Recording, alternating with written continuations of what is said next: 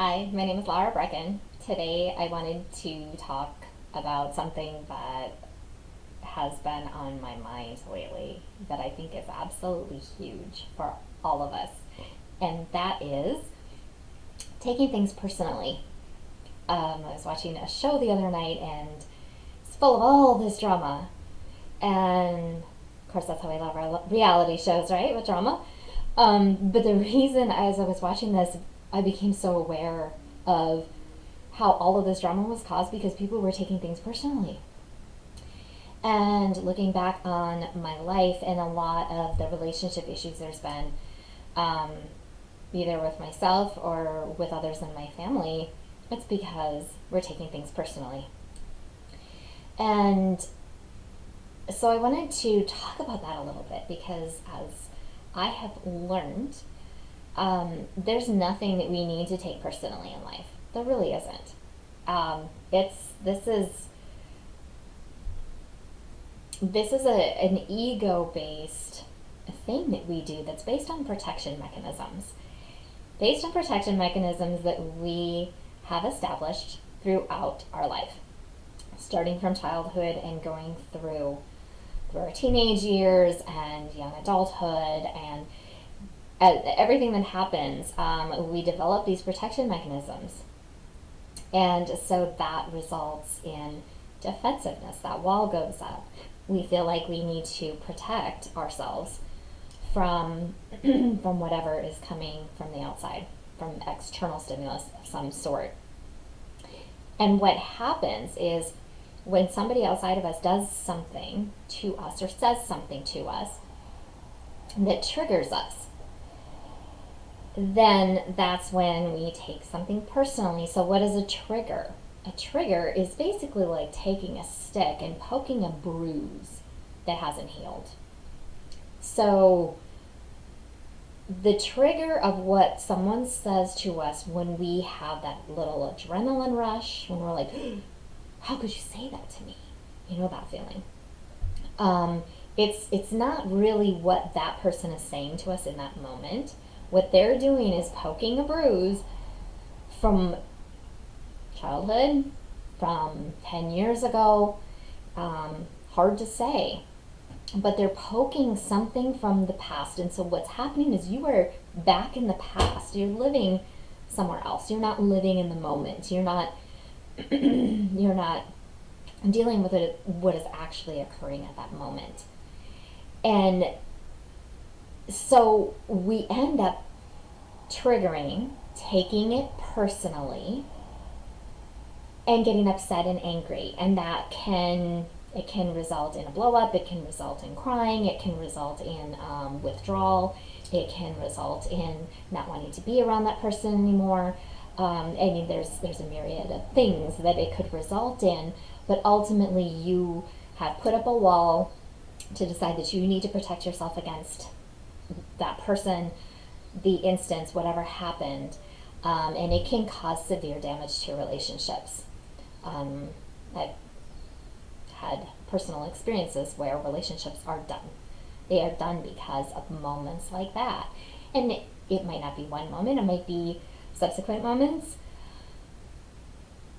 But what we need to do is we need to look at that trigger instead of immediately cutting the person off or whatever. We need to look at that trigger because it is a gift. It is a gift that says there is something here that needs to be healed. And so what we need to do is really take a look at it. And one way that I do this is through journaling. Journaling is a huge, huge, huge part of my life. I've got 11 of these puppies now. And this is basically how I process everything in my life. Whenever I'm triggered, whenever I'm upset, whenever anything like that is going on, I'm writing about it. And the reason I do that is because I can peel back the layers over and over again until I can get to the bottom of what the real issue is. It's not what that person said.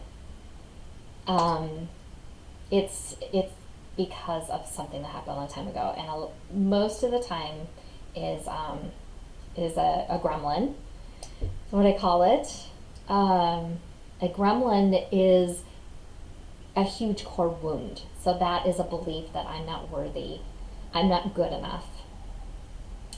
And if you peel back pretty much anything that's triggering you, it's very likely that it gets to one of those two things. And that's huge, right? That's a huge, huge belief, but that is a huge thing that keeps us taking things personally because of that gremlin that was created in order to protect us as children. If something happened and a parent said something, why are you so stupid? That kind of thing. Is it the stupid part that really caused the damage, or what lies underneath that, which is you're not good enough. If you were, you wouldn't be stupid. So see how you dig down to the different layers. And that's really important to do. If you can get down to that place and you can discover where that issue originated, I mean, it's just a huge thing. You can work through it at that point. You can say, gosh, I remember there was this one time when my dad said I was stupid. Okay, let's look at that. And now this person said something that made me feel like I did back then. They didn't mean to. Now I see that because I see where this came from. I see that they didn't mean to do it. They didn't mean to. I just took it that way. And the thing is that I'm not stupid. As an adult, I now know that. That's not a thing. I'm a very intelligent person. I've accomplished this and I've accomplished that, and I've done this and this and this in my life. And so, although it was there to protect me when I was young, I don't have to protect myself from that anymore. It's not a thing I need to deal with right now. It's something from the past.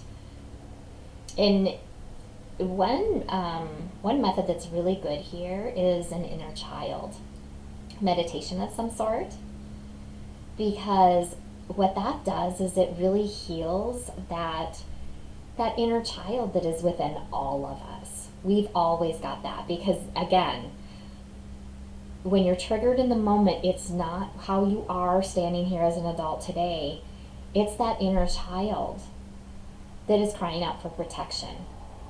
So by going into meditation and giving that inner child the love and the care that it is wanting. So if we take the stupid comment, if we take that and we look, honey, you're not stupid. You just made a little mistake. But your dad said that, and it wasn't a nice thing to say, and he never, ever, ever should have said that. But it's not true. It was never true. It wasn't true back then, and it's not true now. I give you so much love. And it can take a while to work through these things. The other method is the other piece of it is to understand that your dad is doing the best he can based on how he was raised. How many times was he called stupid by his parents? He's coming from a place of pain, and he's projecting that onto you when you're just a little kid. When you hear those things so often, then that just becomes second nature for you. And then that comes out. And so this is how these cycles progress. If we don't stop and look at what's triggering us, look at our behavior, journal it out, and try to get to the bottom of our behaviors, what makes us angry, our frustrations. If we don't take the time to really look at why we're behaving the way that we're behaving, then we are perpetuating that cycle. And we're going to do it to our kids, and we're going to do it to the people who are in our lives and the people who we interact with. We're not healing anything. It just is this vicious cycle. So it's really important that we come to a place where we can have awareness around these things. Because here's the thing, once you start to work on the healing process, which it is going to be a lot more than I'm going to be talking about in today's video, but once you can do that, then that things like that aren't going to trigger you anymore. I mean, how amazing would that be if somebody came up to you and said something really mean and your first thought is, gosh, it's too bad that they feel that way, or it's too bad that that person probably heard that from their parents when they were kids, or it's too bad that that person is a really unhappy person. And you can send them love and compassion and just choose to respond in a different way. Like, sorry you feel that way. Have a good one, and turn around and walk away, instead of going through the adrenaline rush and feeling all angry and then getting into the mindset, the head spin, where you're thinking about it all day long. How could this person do this to me, and how awful they are, and I never want to see them again. And you know what we do. This is what we do, right? We make it into this big, huge, dramatic thing, and it doesn't need to go there. But we have to go through the motions. We have to go through the healing process to get to the bottom of what's triggering it. That's how we can end these cycles. And that's how we can live happier lives, and how we can have relationships with people even when they might not be the nicest people. It's, we can always choose to minimize our contact with certain people, but family members sometimes, that's a bigger deal when you want to cut things off with a family member.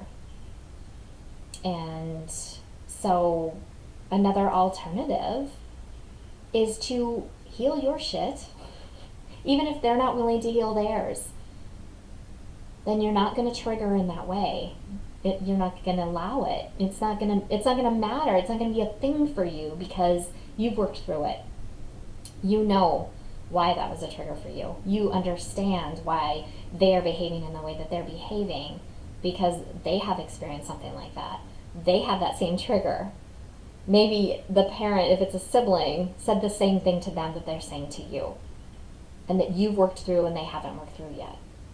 There's a lot of different things that can go on here, and it's a very big subject. So this is just putting out some food for thought. And hopefully that helps. And if you have questions,